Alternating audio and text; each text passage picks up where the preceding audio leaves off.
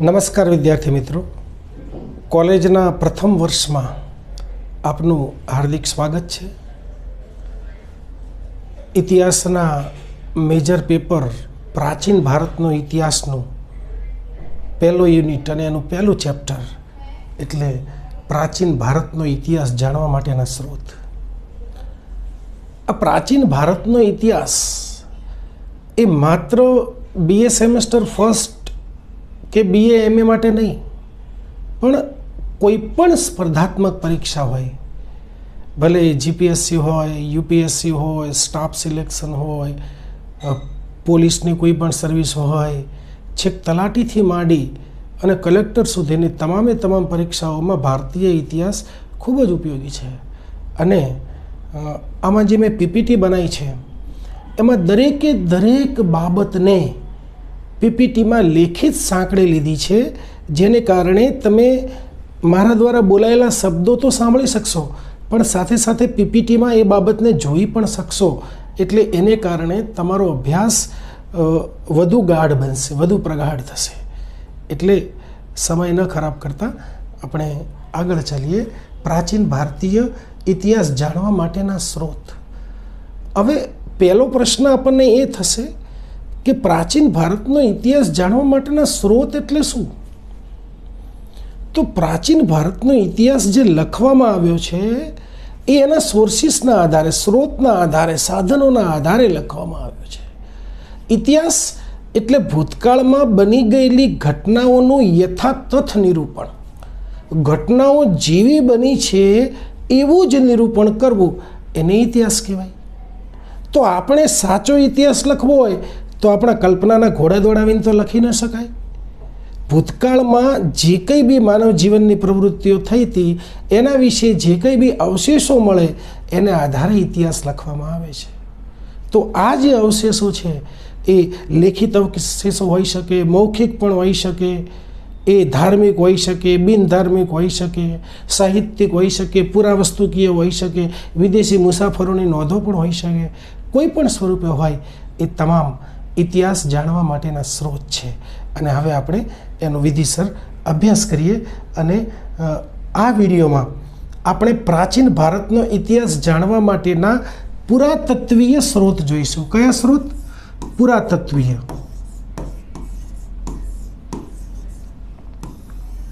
એના પછીના વિડીયોમાં આપણે જોઈશું સાહિત્યિક સ્ત્રોત. અને એના ત્રીજા વિડીયોમાં જોઈશું વિદેશી મુસાફરોની નોંધો.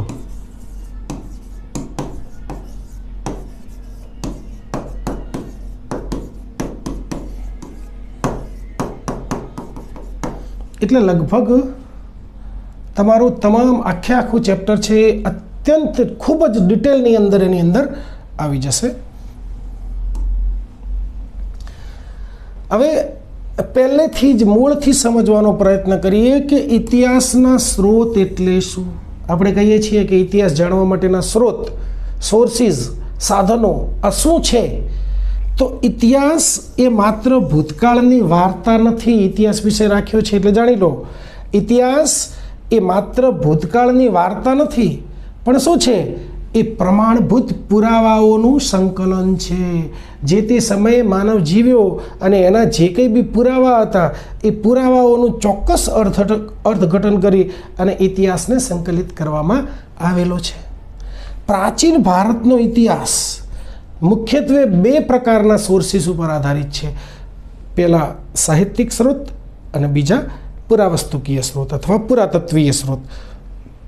આ વિડીયોમાં આપણે અભ્યાસ કરીશું પુરાતત્વીય સ્ત્રોત વિશે. સ્ત્રોતો આપણને સામાજિક, આર્થિક અને રાજકીય જીવનની ઝલક આપે છે. કેવું જીવન? સામાજિક જીવન. જે તે સમયનો સમાજ કેવો હતો, જે તે સમયે આર્થિક પરિસ્થિતિ કેવી હતી, જે તે સમયની રાજકીય પરિસ્થિતિ કેવી હતી, ધાર્મિક પરિસ્થિતિ કેવી હતી, ત્યાંની સંસ્કૃતિ કેવી હતી, કલા કેવી હતી, વિજ્ઞાન કેવું હતું, ટેકનોલોજી કેવી હતી. આ દરેકે દરેક પાસા ઉપર આપણે સ્ત્રોતની મદદથી જાણી શકીએ છીએ. આ સ્ત્રોત વગર ઇતિહાસની પુનઃરચના કરવી અશક્ય છે.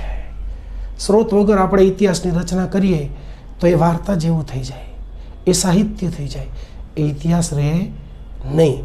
એટલા માટે ઇતિહાસના સ્ત્રોત છે ને એ ઇતિહાસની આત્મા છે, ઇતિહાસનો આત્મા છે. આગળ જોઈએ. હવે આપણે જોવું પડશે કે સ્ત્રોતોનું વર્ગીકરણ કેવી રીતે થાય છે. તો સ્ત્રોતોનો ઇતિહાસકારો જે છે એ સ્ત્રોતોના વર્ગીકરણ મુખ્યત્વે 2 ભાગમાં કરે છે. આપણે આમાં 3 ભાગ જોઈશું. પહેલો ભાગ કયો છે? સાહિત્યિક સ્ત્રોત. સાહિત્યિકમાં એક તો ધાર્મિક સાહિત્ય આવી જાય અને ધર્મનિરપેક્ષ એટલે કે બિન ધાર્મિક સાહિત્ય પુસ્તકો જે હોય એ પણ આવી જાય. એના પછી પુરાતત્વીય સામગ્રી આવશે. પુરાતત્વીય સામગ્રીમાં અભિલેખો આવશે, સિક્કાઓ આવશે, સ્મારકો આવશે અને આપણે બહુ ડિટેલમાં સમજીશું. વિદેશી મુસાફરોના વૃત્તાંતો આવશે. એમાં જે વિદેશી મુસાફરો દ્વારા લખાયેલી નોંધો પણ આવશે. અને આ બધું ભેગું કરીએ એટલે લગભગ આપણો પ્રાચીન ભારતનો ઇતિહાસ જાણવા માટેના સ્ત્રોત છે એ થઈ જાય.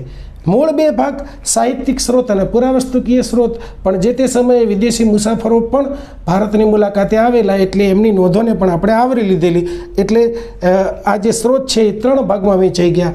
સાહિત્યિક સ્ત્રોત, પુરાવસ્તુકીય સ્ત્રોત, વિદેશી વૃત્તાંતો અથવા વિદેશી યાત્રીઓના વૃત્તાંતો. એમાં આપણે આ લેક્ચરમાં પુરાતત્વીય સ્ત્રોત વિશે ડિટેલમાં વાત કરીશું. હવે આપણે આગળ વધીએ. પ્રાચીન ભારતીય ઇતિહાસના પુરાતત્વીય સ્ત્રોત તરીકે સિક્કાઓ. સિક્કાઓને આપણે ખૂબ જ ડિટેલમાં જોઈશું. કોઈ પણ પરીક્ષા એવી નહીં હોય કે જેની અંદર તમારે આની બહારથી પ્રશ્ન આવશે. લગભગ નહીં આવે, આવી પણ શકે છે, પણ તેમ છતાં મેં મોટે ભાગે તમામ વિગતો આપવાનો પ્રયત્ન કર્યો છે. હવે જોઈએ સિક્કા શાસ્ત્ર. સિક્કા શાસ્ત્રને અંગ્રેજીમાં શું કહેવાય છે? ન્યુમિસ્મેટિક્સ. આ ન્યુમિસ્મેટિક્સ સિક્કા શાસ્ત્ર એટલે શું? તો સિક્કાઓનો જે અભ્યાસ કરે એવા શાસ્ત્રને શું કહેવાય? સિક્કા શાસ્ત્ર. સિક્કાઓનો અભ્યાસ કરતા શાસ્ત્રને સિક્કા શાસ્ત્ર કહેવાય. પ્રાચીન ભારતના ઇતિહાસને જાણવા માટે સિક્કા એ સૌથી પ્રામાણિક પુરાતત્વીય સ્ત્રોત છે. કેમ કે સિક્કા જે છે એ મને તમે ભૂતકાળનો સિક્કો મળ્યો તો એમાં તમે શું ચેન્જીસ કરી શકો? એમાં તમે શું છેતરપિંડી કે બનાવટ કરી શકો? કશું ના થાય. સિક્કાઓ જે કહે છે એ જ, એમાં કોઈ બનાવટને કોઈ સ્થાન નથી. એટલે કેવા છે? સિક્કાઓ એ સૌથી પ્રામાણિક પુરાતત્વીય સ્ત્રોત છે. તે રાજાઓનો સમયગાળો, સિક્કાઓની અંદર શું હોય? ઘણા સિક્કાઓમાં સમયગાળો લખ્યો હોય, તો જે રાજા હોય એનો સમયગાળો કયો હતો એ આપણને ખબર પડે. જ્યાંથી આપણને સિક્કાઓ, જેટલા ભૌગોલિક વિસ્તારમાંથી આપણને સિક્કાઓ મળી આવે એને આધારે આપણને ખબર પડે કે જે તે રાજાનો સામ્રાજ્ય વિસ્તાર કેટલો હતો. એની આર્થિક સમૃદ્ધિની સ્પષ્ટ માહિતી આપે છે. જે રાજાઓના સમયની અંદર સોનાના સિક્કાઓ ચલણમાં હોય તો એવું માની શકાય કે એ રાજા એ વખતના રાજ્યની આર્થિક સ્થિતિ છે એ સમૃદ્ધ છે. ચાંદીના સિક્કાઓ હોય તો એમ લાગે કે મધ્યમ હશે આર્થિક સ્થિતિ. પંચધાતુ કે તાંબાના સિક્કાઓ હોય તો એવું લાગે કે રાજ્ય એ કદાચ કોઈ આર્થિક કટોકટીમાંથી અથવા યુદ્ધો જેવી પરિસ્થિતિમાંથી પસાર થતું હોય એવું પણ બને. તો સિક્કાઓ જે છે એ જે તે રાજ્ય વિશેની ચોક્કસ માહિતી આપણને પ્રદાન કરે છે. અને સિક્કા શાસ્ત્ર એટલે સિક્કાઓનો અભ્યાસ કરતું શાસ્ત્ર. મને લાગે છે કે તમને પરફેક્ટ ખ્યાલ આવી જતો હશે. આગળ જોઈએ આહત સિક્કા. એને ઇંગ્લિશમાં પંચમાર્ક કોઇન્સ તરીકે. હવે આપણે સિક્કાઓના પ્રકારો જોઈએ છીએ અલગ અલગ. આ પંચમાર્ક કોઇન છે. સિક્કાઓના પ્રકારો વિશે જોઈએ છે. ભારતના સૌથી જૂના સિક્કા એ પંચમાર્ક સિક્કા તરીકે ઓળખાય છે, જે ઈસવીસન પૂર્વે 6ઠી સદીમાં જોવા મળે છે. કઈ સદી? ઈસવીસન પૂર્વેની 6ઠી સદી. એટલે અત્યારના જે 2000 વર્ષ એટલે આપણે અત્યારે 21મી સદી ચાલે છે અને આ 6ઠી સદી એટલે લગભગ 2600-2700 વર્ષ પહેલાંના સિક્કા છે. તેમાં કોઈ રાજાના નામ કે તારીખ હોતી નથી. આ સિક્કાઓમાં કોઈ રાજાનું નામ હોતું નથી, એમાં તારીખ હોતી નથી. કયા સિક્કાઓમાં? આહત સિક્કામાં. બીજા સિક્કામાં તો હોય છે, આહત સિક્કામાં નથી. માત્ર પ્રતીકો હોય છે એમાં. અહીંયા છે કયા કયા? સૂર્યનું હોય, વૃક્ષનું હોય, પશુઓની હોય, આવા પ્રતીકો અંકિત કરેલા હોય છે. આહત સિક્કાઓ છે એને કયા નામે ઓળખાય? પંચમાર્ક સિક્કાઓ તરીકે. પંચમાર્ક કોઇન્સ. એના પછી ભારતના સૌથી જૂના સિક્કા કયા છે? તો આહત સિક્કા.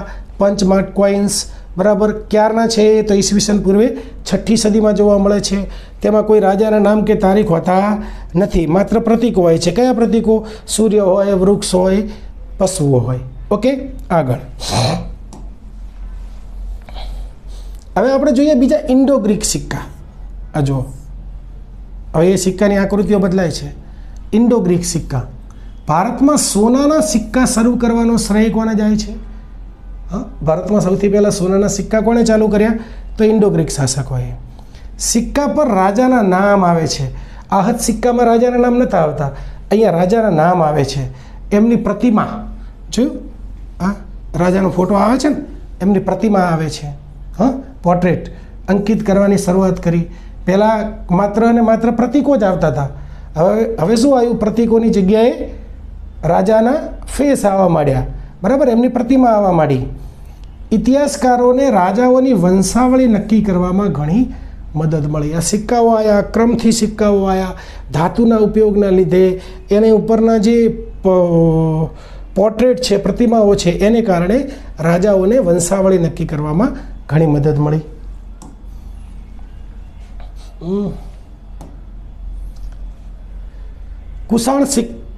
કુષાણ શાસકોના સિક્કા. કનિષ્ક, કુષાણ સમ્રાટ કનિષ્ક બીજો, કનિષ્ક જેવા રાજાઓએ વિશાળ પ્રમાણમાં સોનાના સિક્કા બહાર પાડ્યા હતા. મોટા પ્રમાણમાં સોનાના સિક્કા બહાર પાડ્યા હતા. તેઓ દેવતાઓ, શિવે ખરા ને એમના ગ્રીક દેવતાઓએ ખરા, તેઓ દેવતાઓ પ્રત્યેની શ્રદ્ધા દર્શાવે છે. ભારત અને મધ્ય એશિયા વચ્ચેના વ્યાપારી સંબંધો પણ આપણને જાણવા મળે છે આ સિક્કાઓ દ્વારા. ફોટા જે છે એ ક્યાંક ક્યાંક આવી રીતે દેખાતા નથી. હવે આપણે જોઈએ ગુપ્તકાલીન સુવર્ણ મુદ્રાઓ. સુવર્ણ મુદ્રાઓ એટલે સોનાના સિક્કાઓ. ભારતીય ઇતિહાસનો સુવર્ણ યુગ. ગુપ્ત યુગને શું કહેવાય છે? ભારતીય ઇતિહાસનો સુવર્ણ યુગ. સમુદ્રગુપ્તના વીણાવાદન કરતા સિક્કાઓ, વીણા વગાડતો હોય એવા સિક્કાઓ, તેની કલા પ્રેમિતા દર્શાવે છે.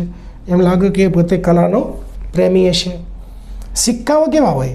અત્યંત શુદ્ધ સોનાના અને કલાત્મક રીતે સુંદર છે. કયા સિક્કા? ગુપ્ત યુગના સિક્કાઓ. એના પછી આપણે જોઈએ કે સિક્કાઓ છે ને એ આપણને આર્થિક ઇતિહાસ સમજવામાં પણ મદદરૂપ થાય છે. કેવી રીતે આર્થિક? કેમ કે સિક્કા અંતે તો એક ચલણ છે ને, એટલે આર્થિક બાબતો ઉપર તો એ ભાર આપે જ. તો સિક્કાની ધાતુ સોના, એ સિક્કા સોનાના બનેલા છે કે ચાંદીના બનેલા છે કે તાંબાના બનેલા છે, એ જે તે રાજ્યની આર્થિક સંપન્નતા સૂચવે છે. રાજ્ય કેટલું આર્થિક સંપન્ન છે, આર્થિક રીતે સમૃદ્ધ છે, એ આપણને એના સિક્કાના આધારે. જો સોનાના સિક્કા મળે તો વધારે સમૃદ્ધ, ચાંદીના સિક્કા મળે તો મધ્યમ, અને જો તાંબાના કે પંચધાતુના સિક્કા મળે તો લાગે કે આર્થિક સ્થિતિ થોડી ખરાબ હશે, નિર્બળ હશે. રોમન સિક્કાઓની ભારતમાં હાજરી. ભારતમાંથી રોમન સિક્કાઓ મળી આવ્યા છે. એના ઉપરથી આપણને એ ખબર પડે કે ભારત અને રોમ, ઇટાલી, એના વચ્ચેનો વેપાર જે છે એ છેક પ્રાચીન સમયની અંદર પણ ચાલુ હશે રોમન સભ્યતા સાથે. સ્થાનિક વેપાર અને બજારોમાં વપરાતા સિક્કાઓથી આપણને વેપારી માર્ગો પણ જાણવા મળે છે.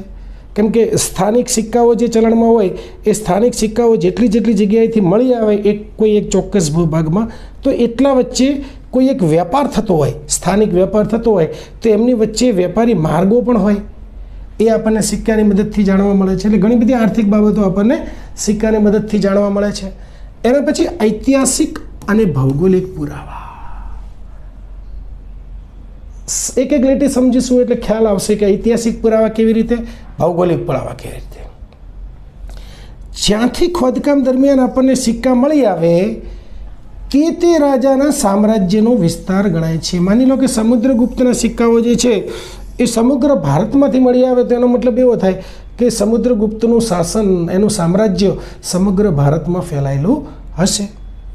સિક્કા પરની તારીખો, સિક્કા ક્યારના છે એની તારીખો અને એની ભાષા, એ ઉપરથી તેના સમયનો કાળક્રમ, ચોક્કસ ક્રોનોલોજીને સમજવામાં મદદ થાય છે. અલગ અલગ રાજાઓના સમયના સિક્કાઓ આવ્યા હોય, એના ઉપર અલગ અલગ સમય હોય, તો આપણને ખબર પડે કે જે સૌથી પહેલો સમય હતો એ એ રાજા પહેલો હશે, એના પછી આ બીજો હશે, એના પછી ત્રીજો હશે. એટલે ઇતિહાસને સમયની દૃષ્ટિએ યોગ્ય રીતે ગોઠવવા માટે પણ આ સિક્કાઓ ક્રોનોલોજી સમજવા માટે ખૂબ જ ઉપયોગી છે. રાજવંશોના ઉદય અને અસ્તને સમજવા માટે પણ સિક્કાઓ મુખ્ય સાધન છે. માની લો કોઈ એક સમયની અંદરથી અમુક સિક્કાઓ મળી આવ્યા, પછી ધીમે ધીમે એ સિક્કાઓનું પ્રમાણ ઓછું થયું, નવા પ્રકારના સિક્કાઓનું પ્રમાણ વધ્યું. એનો મતલબ એમ કે જે કોઈ એક રાજ્ય છે એનું પતન થવાની શરૂઆત હશે અને કોઈ એક બીજા રાજ્યની શરૂઆત થઈ હશે. એ પણ આપણને એના ઉપરથી ખ્યાલ આવે છે. હવે આપણે જોઈએ ધાર્મિક ઇતિહાસ. સિક્કાઓ ઉપરથી ધાર્મિક ઇતિહાસ કેવી રીતે જાણવા મળે? તો સિક્કા પરના ચિહ્નો રાજાની ધાર્મિક માન્યતાઓ દર્શાવે છે. સિક્કા ઉપર કેવા ચિહ્નો છે એના ઉપરથી રાજા કેવા ધર્મમાં માને છે એ આપણને ખબર પડે છે. દાખલા તરીકે ગુપ્ત રાજાઓના સિક્કાઓ ઉપર ગરુડ છે, લક્ષ્મી છે કે અન્ય વૈદિક દેવતાઓ છે. એના ઉપરથી ખબર પડે કે એ લોકો આપણા જે સનાતન હિન્દુ ધર્મમાં માનવાવાળા હશે. કુષાણ સિક્કાઓ ઉપર બૌદ્ધ અને હિન્દુ દેવતાઓ આ બંને જોવા મળે છે. એટલે આપણને લાગે કે આ કુષાણ રાજાઓ છે એ ધર્મ સહિષ્ણુ હશે. વહીવટી અને સામાજિક મૂલ્ય. સિક્કાઓનું વહીવટી મૂલ્ય શું છે, સામાજિક મૂલ્ય શું છે? સિક્કાઓ ઉપર એક લિપિ હોય, કંઈક લખેલું હોય તો એ લિપિમાં જ લખેલું હોય ને. એની ભાષા તે સમયની ભાષાકીય સ્થિતિ જણાવે છે કે એ સમયની લિપિ કેવી હશે, લખાણ કેવું લખતા હશે, એ સમયે કેવી ભાષા હશે, એ આપણને સિક્કા ઉપરથી ખબર પડે છે.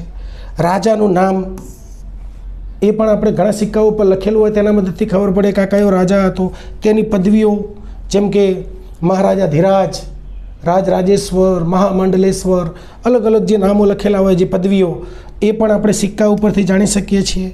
તે સમયની વેશભૂષા, એ સમયે કેવા વસ્ત્રો પહેરવામાં આવતા હતા, લોકો કેવા વસ્ત્રો પહેરતા હતા, રાજાઓ કેવા, ખાસ કરીને રાજાઓના સિક્કાઓમાં હોય તો રાજાઓ કેવા વસ્ત્રો પહેરતા હતા. સંગીત કેવી રીતે, સંગીતનો કેવો ઉપયોગ કરતા હતા, તો કે સંગીતના સાધનો જો અલગ અલગ દર્શાવવામાં આવ્યા હોય સિક્કા ઉપર. સમુદ્રગુપ્તના સિક્કા ઉપર એને વીણા વગાડતો દર્શાવવામાં આવ્યો છે. એટલે એનો મતલબ કે એ વખતે સંગીતમાં વીણાનો ઉપયોગ થતો હશે. અને સામાજિક જીવનની પણ ઝાંખી એમાંથી મળે છે. એટલે સિક્કાઓ એ વહીવટી અને સામાજિક રીતે પણ મૂલ્યવાન છે.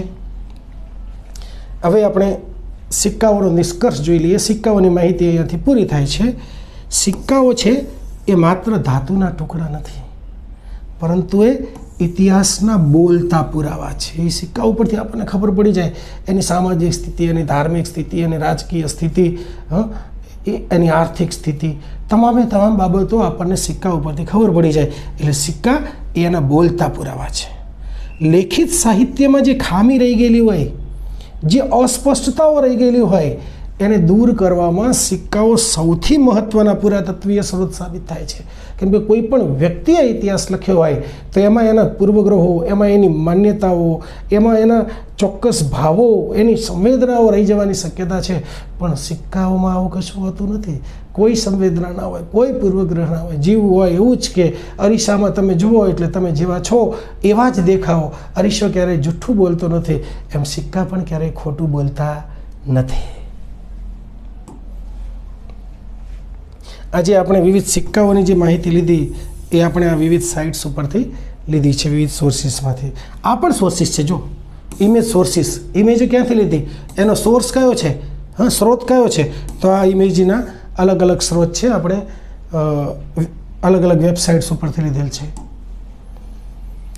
એના પછી પ્રાચીન ભારતનો ઇતિહાસ, એના પુરાતત્વીય સ્ત્રોત આપણે ભણી રહ્યા છીએ. એમાં હવે આપણે શું જોઈશું? અભિલેખો અને સિક્કાઓ. આ કેવા છે? ઇતિહાસના મૂક સાક્ષીઓ. બોલતા કશું નથી, પણ સાક્ષી છે, સાબિતી આપે છે કે ઇતિહાસ કેવો હતો, ભૂતકાળમાં શું હતું. જોઈએ અભિલેખો એટલે શું, શિલાલેખો એટલે શું, દરેકે દરેક ગુફાલેખો એટલે શું, દરેકને આપણે સમજવાનો પ્રયત્ન કરીએ. સૌથી પહેલાં અભિલેખો એટલે શું? આપણે કહીએ પુરાવસ્તુકીય, પુરાતત્વીય સાધનોમાં અભિલેખોનો સમાવેશ થાય, પણ અભિલેખો એટલે શું ખબર હોવી જોઈએ કે નહીં? તો અભિલેખો એટલે કોઈ પથ્થર ઉપર, ધાતુ ઉપર કે અન્ય નક્કર સપાટી ઉપર કોતરાયેલા જે લેખો હોય એને અભિલેખો કહેવાય. આ અભિલેખો કોને કહેવાય? માની લો કોઈ પથ્થર ઉપર હોય કે કોઈ ધાતુ ઉપર હોય કે કોઈ લાકડાની કોઈ નક્કર સપાટી હોય, એના ઉપર જે કોતરેલું લખાણ હોય ને એને શું કહેવાય? અભિલેખો કહેવાય. આ અભ્યાસ, અભિલેખોનો જે અભ્યાસ છે એને એપિગ્રાફી કહેવાય. ઇંગ્લિશમાં શું કહેવાય? એને એપિગ્રાફી કહેવામાં આવે છે. તે ઇતિહાસના સૌથી વિશ્વસનીય અને અપરિવર્તનીય સ્ત્રોત છે. સિક્કાઓની જેમ એમાં પણ કશું પરિવર્તન ના થઈ શકે. અશોકનો શિલાલેખ તમે જુઓ તો અશોકના શિલાલેખની અંદર મોટા મોટા પથ્થરની શિલાઓ ઉપર એની પોતાની આજ્ઞાઓ કોતરેલી છે, એમાં કંઈ પરિવર્તન ના થઈ શકે, એવું જ રહે. આમાં છેડછાડ કરવી લગભગ અશક્ય છે. એમાં કોઈ છેડછાડ થઈ શકે નહીં. તો ખ્યાલ આવી ગયો હશે કે અભિલેખો એટલે શું? તો પથ્થર, ધાતુ કે અન્ય કોઈ નક્કર સપાટી ઉપર કોતરેલા લખાણો હોય, કોતરેલા જે લેખ હોય એને આપણે અભિલેખો તરીકે ઓળખીએ છીએ.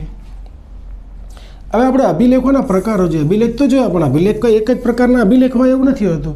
આપણે જોયું ને, પથ્થર ઉપર હોય, ધાતુ ઉપર હોય, કોઈ પણ નક્કર દિવાલ ઉપર જે કોતરેલા હોય એને આપણે અભિલેખો કહીએ છીએ. જો શિલાલેખ, કોઈ મોટા પથ્થરનો જે ખડક હોય એના ઉપર કે શિલા ઉપર કોતરેલા લેખો હોય, પથ્થરની શિલા ઉપર, તો આપણે એને શું કહીએ? શિલાલેખ કહીએ. સ્તંભલેખ, કોઈ પથ્થરનો વિશાળ થાંભલો હોય, પથ્થરનો વિશાળ સ્તંભ હોય અને સ્તંભની ઉપર કોઈ લેખ કોતરેલો હોય તો એને આપણે સ્તંભલેખ કહીએ. ગુહાલેખ, પણ સ્તંભલેખ એટલે માનો લોખંડનો કોઈ થાંભલો હોય, સ્તંભ હોય ને એના ઉપર કોતરેલો હોય તો પણ એને સ્તંભલેખ કહેવાય. ગુહાલેખ એટલે ગુફાલેખ, પહાડોની જે ગુફાઓ છે એની દિવાલો ઉપર કંઈક કોતરેલું હોય. ભીમબેટકાના જે ગુફાઓના લગભગ એ ચિત્રો છે, બરાબર. તામ્રપત્રો એટલે તાંબાના પતરા ઉપર કોતરેલા જે દાનપત્રો હોય એને તામ્રપત્રો કહેવાય. તો આ અલગ અલગ પ્રકારના અભિલેખોના પ્રકારો છે. શિલાલેખો એટલે મોટા પથ્થરની જે શિલા હોય એના ઉપર કોતરેલા લેખો એટલે શિલાલેખો. સ્તંભલેખો એટલે પથ્થરની કે ધાતુની મોટો સ્તંભ હોય એ સ્તંભ ઉપર કોતરેલા લેખો એટલે સ્તંભલેખો. ગુહાલેખો એટલે પથ્થરોની ગુફાઓ જે હોય, પહાડોની ગુફાઓ, એની અંદર આવી રીતે જો આ ગુફાઓમાં કોતરેલા લેખો છે. આને શું કહેવાય? ગુફાલેખો. હવે આ ગુફા છે કે પથ્થર છે એ ખબર નથી. તામ્રપત્ર એટલે તાંબાના પતરા ઉપર કોતરેલા લેખો. એક એક કરીને આપણે એને સમજવાનો પ્રયત્ન કરીએ. મને લાગે છે કે એક પણ બાબત એવી નહીં હોય કે જે તમને સમજાશે નહીં. હવે સમ્રાટ અશોકના શિલાલેખો જોયું?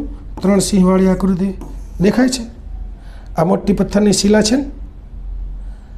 અશોક ભારતમાં અભિલેખો કોતરાવનાર પ્રથમ મહાન રાજા હતા. સૌથી પહેલાં અભિલેખો કોતરાવવાની શરૂઆત ભારતમાં કોણે કરી? અશોકે કરી.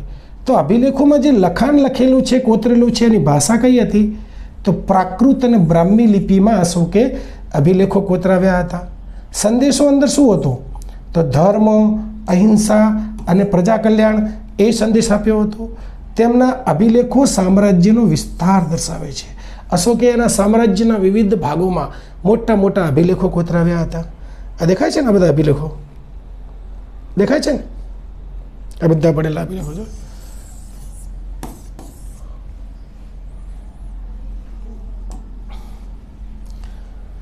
અતિ મહત્વના અભિલેખો, આ મહત્વના અતિ મહત્વના અભિલેખો કયા છે? તો હાથી ગુફા અભિલેખ.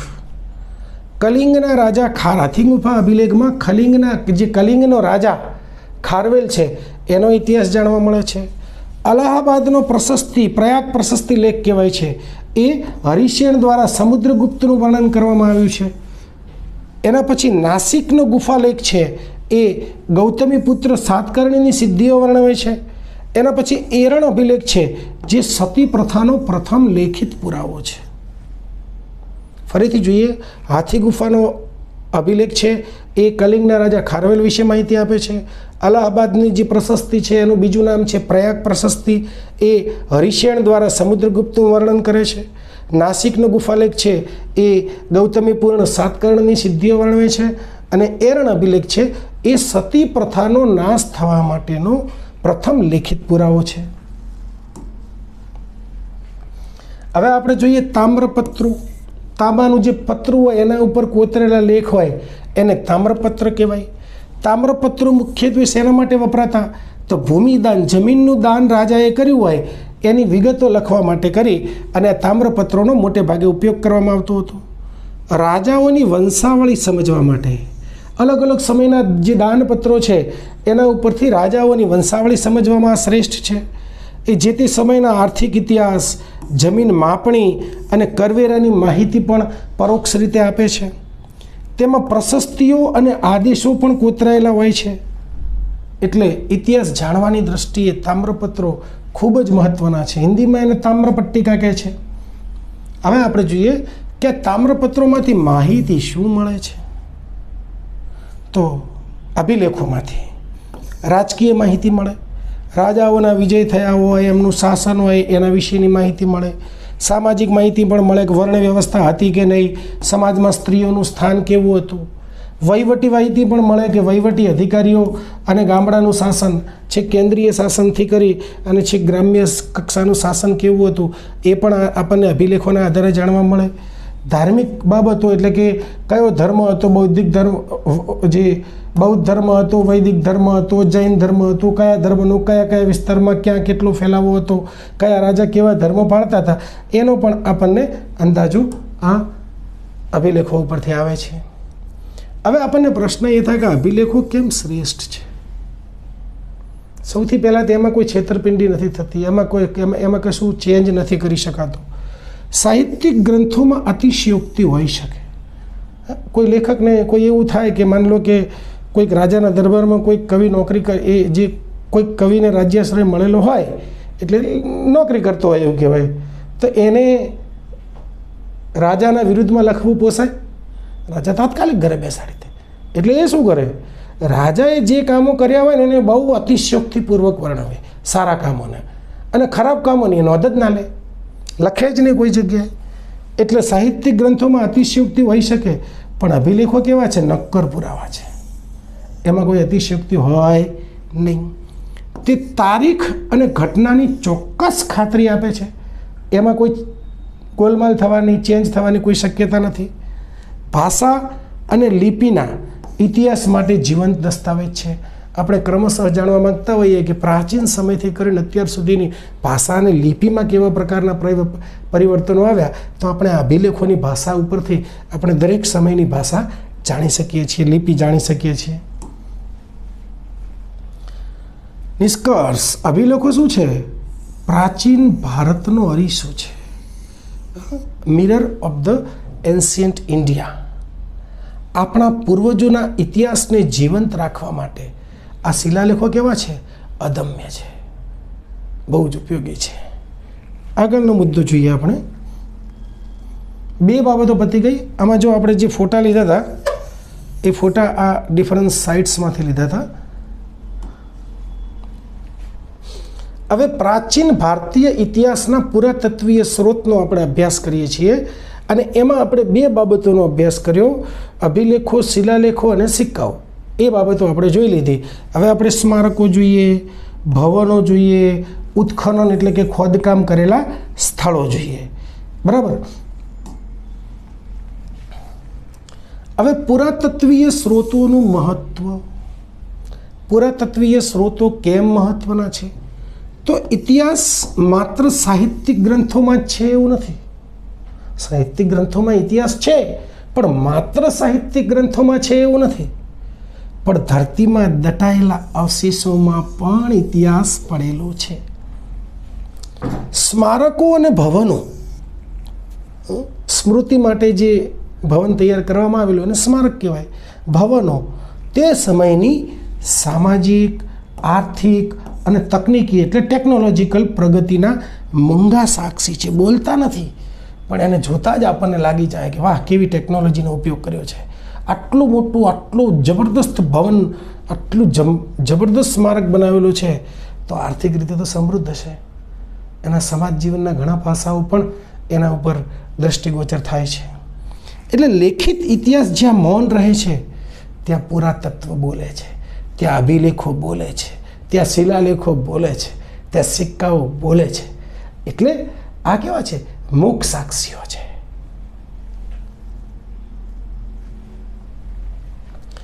હવે આપણે જોઈએ ઇન્ડસ વેલી સિવિલાઇઝેશન, સિંધુ ખીણની સભ્યતા.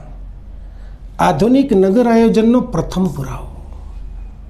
નગર આયોજન બહુ જ વર્ષો પહેલાં, આજથી લગભગ 3,000 વર્ષ પહેલાં, 3 નહીં 4,000 વર્ષ પહેલાં એક નગર સંસ્કૃતિ આપણા ભારતમાં અસ્તિત્વમાં હતી.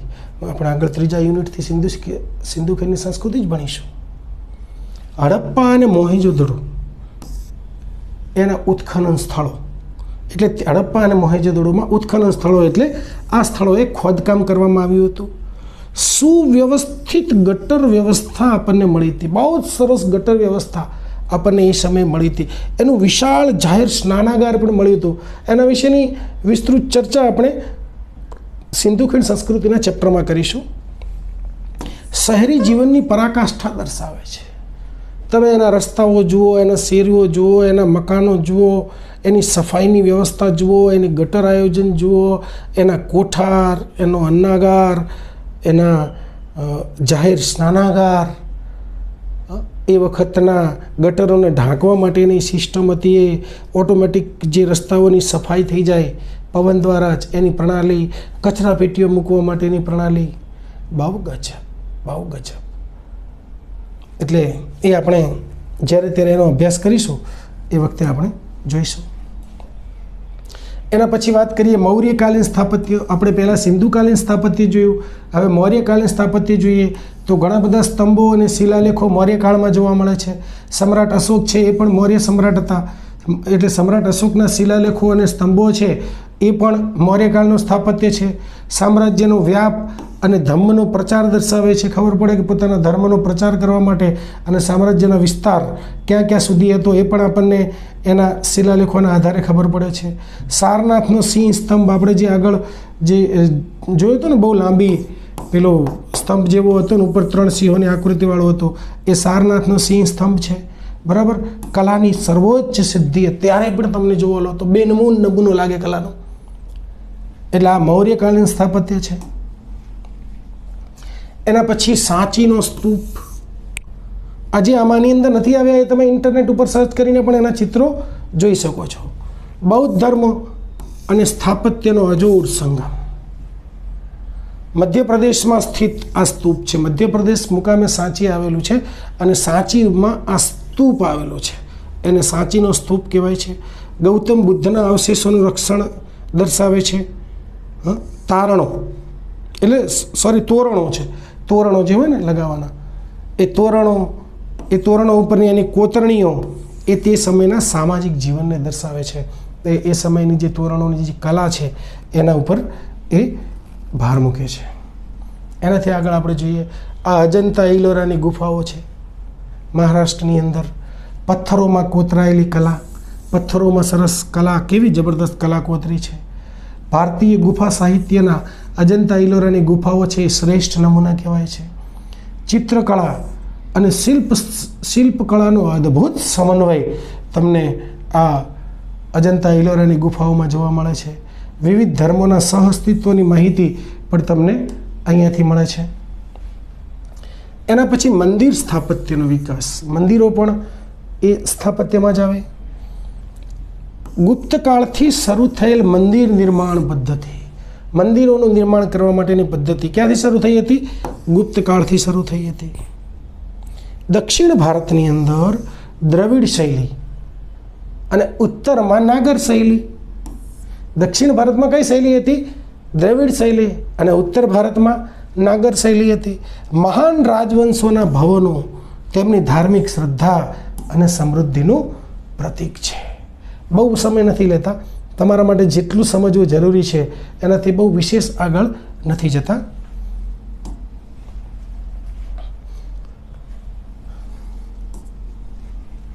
એના પછી વૈજ્ઞાનિક અભ્યાસ પદ્ધતિ,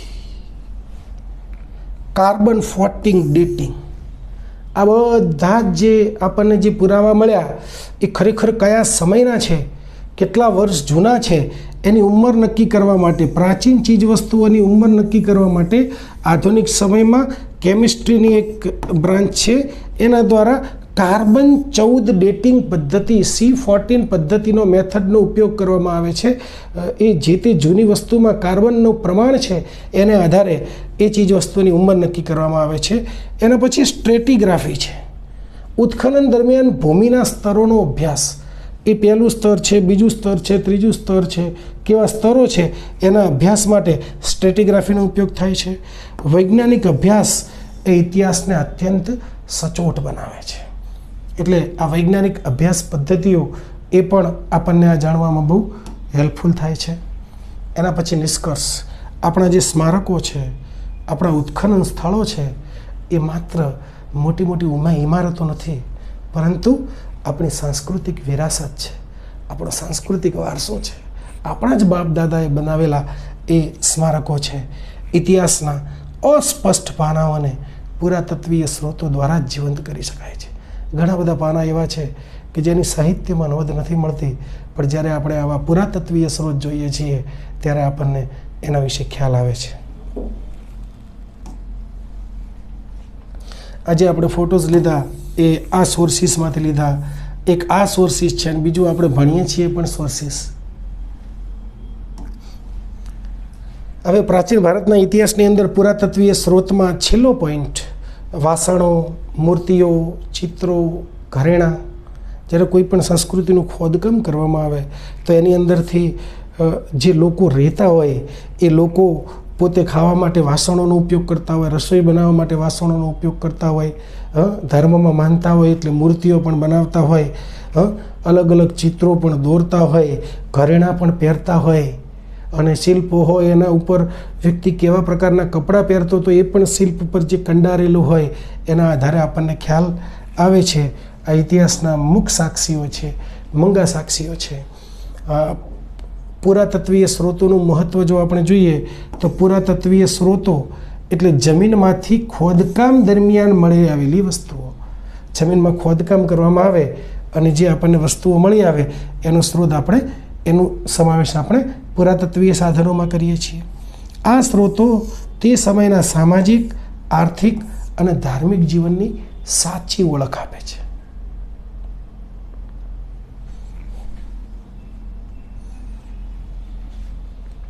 એ સમયના માટીના વાસણો, એને આપણે ઇંગ્લિશમાં પોટરી કહીએ છીએ. તો સમયગાળાનું સૂચક ઉત્ખનન એટલે ખોદકામની અંદર જે માટીના વાસણો મળે છે એનો સમય નક્કી કરવામાં મદદ કરે છે. સિંધુ સંસ્કૃતિ એમાં લાલ રંગના વાસણો પર કાળી ચિત્રકારી કરેલી છે. વૈદિક કાળની અંદર પેઇન્ટેડ ગ્રેવેર છે અને મૌર્ય કાળની અંદર અત્યંત ચમકદાર વાસણો. જેમ જેમ જેમ જેમ તમે સમય પસાર થતો જાય એમ વાસણો થોડા અત્યાધુનિક બનતા જાય. એના પછી આપણે મૂર્તિઓની વાત કરીએ, સ્કલ્પચર્સની, તો સિંધુ સંસ્કૃતિમાં આપણને એક નર્તકીની મૂર્તિ મળે છે, કાંસાની, બ્રોન્ઝની. મૌર્યકાળની અંદર અશોકના સ્તંભો અને યક્ષની મૂર્તિઓ મળે છે. કુષાણ યુગની અંદરથી ગાંધાર અને મથુરા શૈલીની મૂર્તિઓ મળી આવે છે. આ મૂર્તિઓ એ તે સમયની કલા અને લોકોના પહેરવેશના પુરાવા છે. એ સમયની પેઇન્ટિંગ્સ, ચિત્રકળા, ભીમબેટકાની જે ગુફાઓ છે એમાં પાષાણ યુગના શિકાર અને નૃત્યના દ્રશ્યો આપણને જોવા મળે છે. અજંતાની જે ગુફાઓ છે એમાં બૌદ્ધ જાતક કથાઓ અને તેના સમયની ભવ્યતા જોવા મળે છે. એ ચિત્રોમાં, ચિત્રો દ્વારા આપણે જાણી શકીએ છીએ કે તત્કાલીન સમાજમાં લોકો કેવી રીતે રહેતા હતા, શું પહેરતા હતા, કેવી રીતે જીવતા હતા. એ આપણને એની ઝલક આપણને જે તે સમયની ચિત્ર ઉપરથી મળે છે. હવે ઘરેણાં, આભૂષણો, જો આ બેને આભૂષણો, બધા ઘરેણાં બધા જો હાથ ઉપર પહેરેલા છે, જોયું, આ નાકમાં પહેરેલા છે, અહીંયા માથામાં પહેરેલા છે, અલગ અલગ આભૂષણો પહેરેલા છે. ભારતીયો છે ને પ્રાચીન કાળથી જ આભૂષણોના શોખીન હતા. સામગ્રીમાં સોનાના બનતા આભૂષણો, ચાંદીના બનતા, ક્યાંક તાંબાના, ક્યાંક હાથીદાંતના, એમ વિવિધ પ્રકારના મણકાના પણ એ વખતે આભૂષણો બનતા હતા. લોથલની અંદર અહીંથી મણકા બનાવવાની ફેક્ટરી મળી આવી છે જે અહીંનો વ્યાપાર સૂચવે છે. એનાથી આગળ આપણે જઈએ. સારાંશ, પુરાતત્વીય સ્ત્રોતો છે ને એ ઇતિહાસને જીવંત બનાવે છે, લાઈવ બનાવે છે. માટીના વાસણો એ જે તે સમયની ટેકનોલોજી દર્શાવે છે. મૂર્તિઓ છે એ ધર્મ અને કલાને ઉજાગર કરે છે. ચિત્રો છે એ સામાજિક જીવન ઉપર પ્રકાશ પાડે છે. અને ઘરેણાં છે એ જે તે સમયની સમૃદ્ધિ ઉપર પ્રકાશ ફેંકે છે.